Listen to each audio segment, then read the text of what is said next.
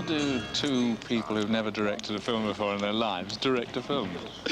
Well, I don't know. We're really learning as we do it. That's what's nice. We've been given a whole feature film to learn how to make films on. They're pretty good. Yes, they're pretty good. They're both very visually orientated. They're very aware of picture composition and so forth. Ingmar Bergman's going to be jealous of this one. And there's a slight joke about us that we make about them, that the jokes tend to be a bit secondary to whether it looks good, you know. So we keep sort of, when they say more smoke, and this kind of thing, because we've hardly had a shot yet when we haven't had smoke or some arty visual effect, we tend to ask them how many laughs there are in the smoke, you know, just to keep them, as it were, thinking of that. But that's the only criticism I've made. Up with the cow as high as you can to start with. You've got your questions ready. I know I've got my questions ready. Which of these questions would you most not like to answer? The first couple of days, we just sort of leaped into it, and immediately, I mean, we'd first of all chosen an impossible location. It was about a half a mile up Glen Coe, so everything had to be humped by Sherpas up the mountain. We got up there, the very first shot of the film, the big moment that the camera turns and it jams. So we didn't have a sound camera, and all our great laid plans were suddenly up in the air. We panicked, and we just had to try to get a film made suddenly on the spot, because we had this incredible location, no camera, and no experience. That's the worst thing. They're doing a grand job. Well, I mean, I love, you know, I mean, I can't say anything. I adore them all, and I think everything they do is so well. But they know they're working very well together, and it works. Where's the other Terry now? He's directing the film. Charlie, you come to this mark there, to where Suko is. Suko even further over. No, this We do tag team directing, and he finishes that. He'll come out here and exhaustedly tap me on the shoulder, and I'll rush into action, and away we'll go. And what other things do you do apart from make the tea and things like that? Oh, the tea, yes, that's very, and the buns I have to do a lot of. Well, I don't know, it's a dog's body job, actually, directing. I think it really has just got to organise things and work out what you're doing in the morning, and it's a very thankless task. But I mean, you're all treating them with proper respect. Well, I mean, there's never been any mutual respect within the Python group at all, as you probably know, but we're withholding a lot of the criticism that we would normally be making.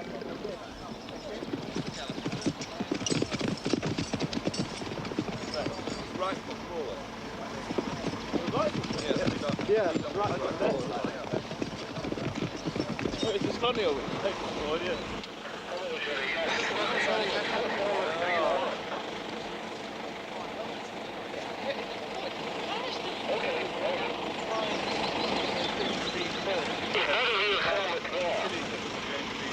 Bedever's helmet's here, and so is Robin's. I haven't seen him the other.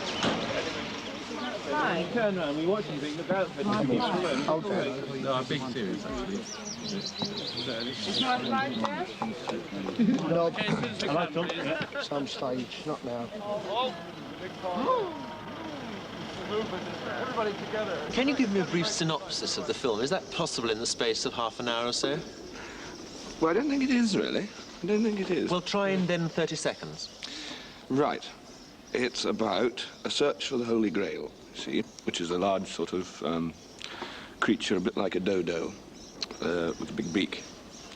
And people are trying to find this Grail.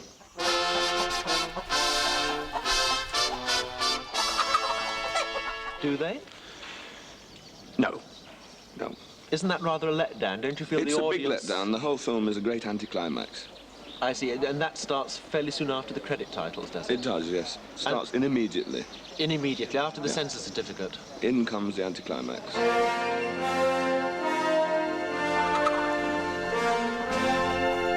Which do you think is most important? No, which do you think are most important? Which do you think are most... We'll end board this. I'm surprised to see how very closely you are sticking to the script. Is this an essential, do you think? Yeah, I think with Python we usually do stick fairly closely to the scripts, actually. They're usually pretty carefully worked out, because they're so involved usually. You have to stick, you know, you have to work everything out in advance. We went away and wrote bits and came back and put them together into a first draft. This is probably 15 months ago, I think.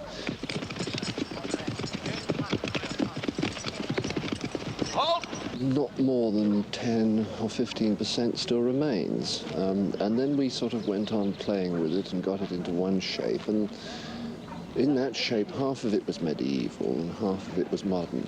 And by this time we got the idea that it should be something about the Holy Grail. And then we suddenly said, let's go for the whole thing as medieval and Holy Grail. And so we then did another rewrite and then a fourth one. So this is about the fourth, fifth draft. It was a very slow process because we never knew where we were going until we were nearly there.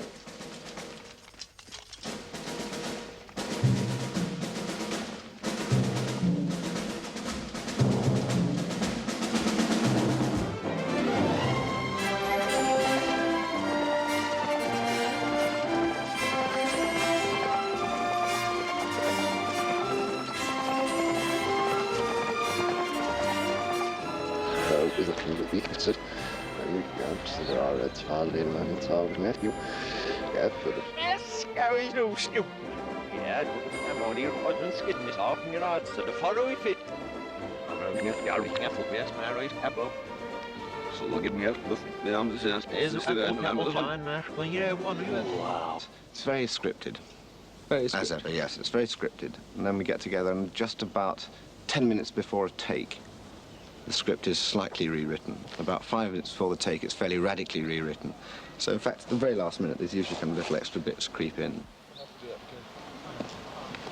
Shit. Cut. We cut. Hold your position, please. Would you still Have said up? I don't think I can read your writing. Hello. If you were offered a starring part in Dixon of Dock Green or Match of the Day, which would you accept? Very good, isn't he?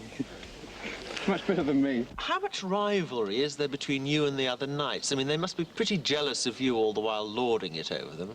Yes, this crown that I wear, you see, it's very sparkly and glittery and... Oh, you're not wearing your crown now? Not at the moment, no. That was it. No, this is for playing Biggles. I wear this. I know this is a silly question, but how does Biggles fit exactly into the search for the Holy Grail? It doesn't. No, it doesn't fit in at all. It's one of the big problems we've had with the plot and writing it. We just couldn't get Biggles in, really, and I don't know what we're going to do about it. I'm surprised, though, you didn't have this written into your contract. What? That Biggles should appear, and then you wouldn't have had this problem, you see. Yes. Part of the publicity, I think, says that your film is going to make Ben-Hur look like an epic. What first attracted you to the idea of doing an epic? Oh, well, I've always admired Charlton Heston's work, you know, and his body, so I thought, well,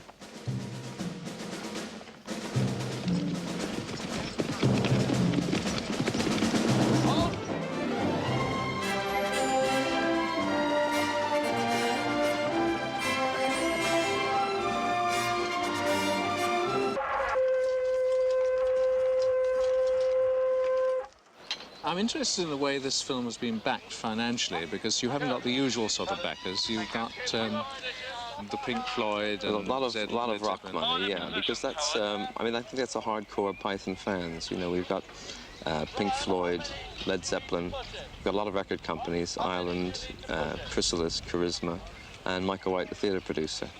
And, you know, that's, I think they are the real hardcore Python freaks, you know. Hello! Hello, who is it? It is King Arthur, and these are my knights of the Round Table.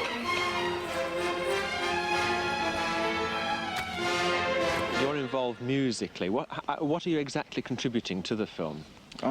Terror and heroics in certain points to really do a job, you know, with the music to sort of either create the lump in the throat or make the back hairs stick out.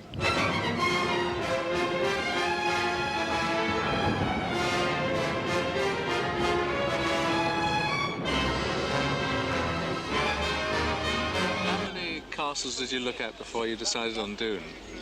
Oh, we did a lot of castles, Tony. I think we did every castle in the country, actually. it is a good castle, actually. Nice thing about this castle is it has a lot of interiors which are still original, where they haven't put up sort of phony banners and odd banqueting tables, you know, holding sort of medieval banquets on Saturday nights and this sort of thing.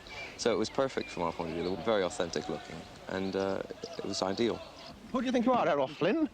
It's gone to your head, you swine! Get back!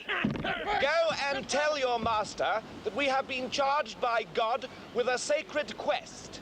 If he will give us food and shelter for the night, he may join us in our holy quest for the Grail. Well, I'll ask him, but I don't think he'll be very keen. He's already got one, you see. What? He says they've already got one.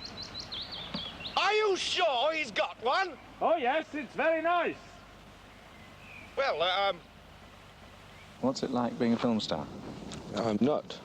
Just an extra, really. You're just an extra? Yes.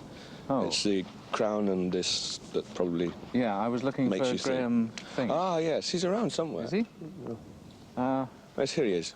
can we come up and have a look? Of course not. You're English pigs. What part do you play in this epic? Well, so we decided that this was not the Galahad we intended, so I've become this rather chunky motorcyclist figure, which you see before you. Very becoming. Very becoming indeed. How many pufters in the unit? Only one that I've detected. And, but we're not made for each other, you know.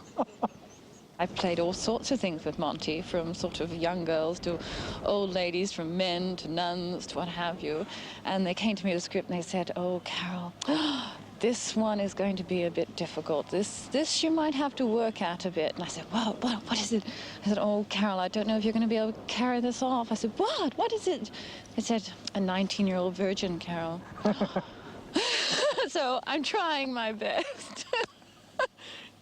I think maybe I've pulled off half of it. Don't ask me which half. I double as the unit doctor and several extras as well. What sort of complaints have you had so far? About me personally? About you personally. Everybody's in the film. That's the incredible thing. In almost every shot, everybody's playing about two characters. So people are always having backs to cameras and things like that, trying to hide the fact that it's somebody who isn't in fact that character doing it. It's gotten weird. There were a couple of days where we actually couldn't keep track of who was who, because you couldn't do one shot because John had to be somebody else, so we couldn't do that shot, so we had to do that shot, which meant moving the camera over there, which meant changing that there. We got it done, though. The cow is in fact, John Cleese's double. John Cleese's yes, double, I doubles see. for the scenes, you know, the back shots. And Is there a serious John Cleese inside? You try and get out? Yes, there's a serious somebody inside everybody. What part are you playing in the film? Really? Does this come very hard, or have you found it's gotten easier over the 2 weeks?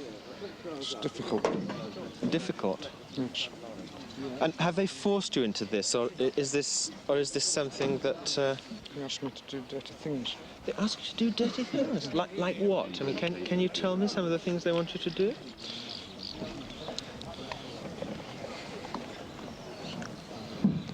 Oh, that's outrageous. I mean, haven't you told Equity about it? Yes, but Equity asked me to do it too. They asked you to do it too? I think that's outrageous. I mean, haven't you appealed to the director? Yes. Who's the director? The director asked me to do it too. And they don't understand that here they have the greatest natural acting talent since John Barrymore, and all they're asking you to do is to sleep with the producer. I think that's... If you will not show us the Grail, we shall take your castle by force. I blow my nose on you so-called King Arthur. You and your silly English nigget.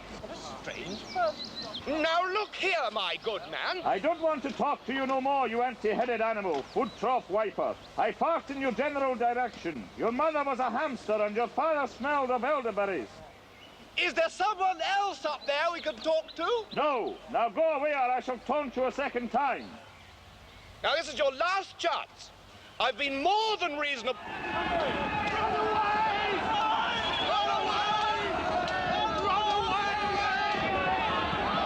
They threw a dead sheep at me. It had been dead for about 3 weeks, I think, and it smelt rather a lot. Then I had to do my lines sitting next to it for the next 2 hours, and then run up to the castle door, bang on the door, and have human ordure thrown all over me. A lot of it very diarrheic, and it was rather wet and cold. And then they made me run out of the lake after that. It was great fun.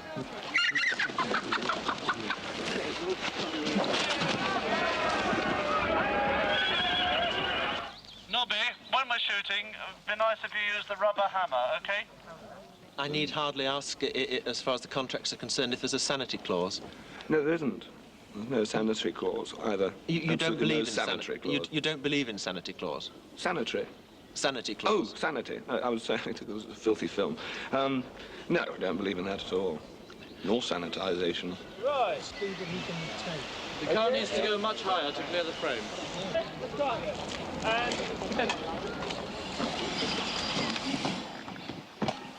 That's the only problem with the score for the film is, you know, surviving being an extra. I seem to have the heaviest pack, a great big pack, and a cow as well. You seem to be enjoying that sandwich. Are you enjoying the filming? No. Not at all? No, I hate filming. There's no joy in it for you at all? No joy at all. Not even in your butty?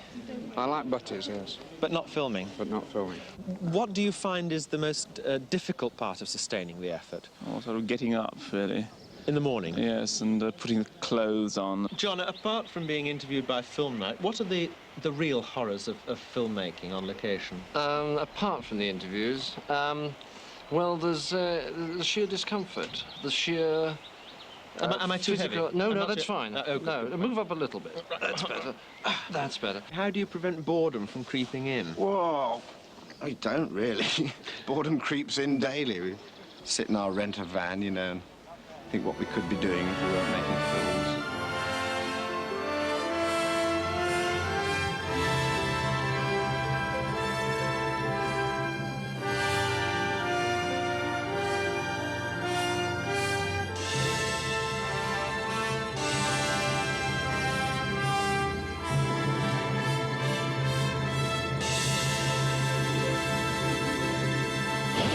But anyway, you're enjoying yourself. Well, back to your round table. Thank you. Right, thank you very much. Film Night with Idol, end board.